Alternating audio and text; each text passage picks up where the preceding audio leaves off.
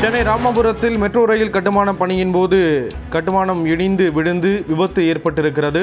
இது தொடர்பான விவரங்களை செய்தியாளர் சோமசுந்தரம் வழங்க கேட்கலாம். சோமசுந்தரம், விவரங்கள் பகிர்ந்துக்கலாம். சென்னை ராமாபுரத்தில் மெட்ரோ ரயில் கட்டுமான பணியின் போது 2 தூண்கள் இடிந்து விழுந்து தற்போது விபத்தாகியுள்ளது. மேலும் ராட்சத தூண்கள் விழுந்ததில் அதில் ஒருவர், அதாவது இந்த சாலையில் சென்று கொண்டிருந்த ஒருவர் மீது விழுந்ததாக கூறப்படுகிறது.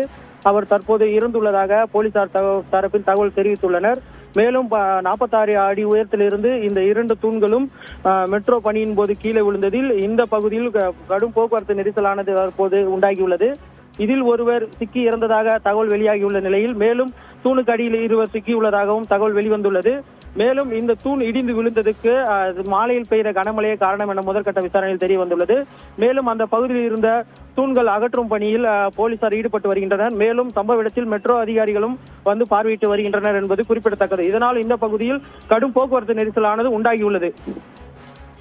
தகவல்களை வழங்கியதற்கு நன்றி சோமசுந்தரம்.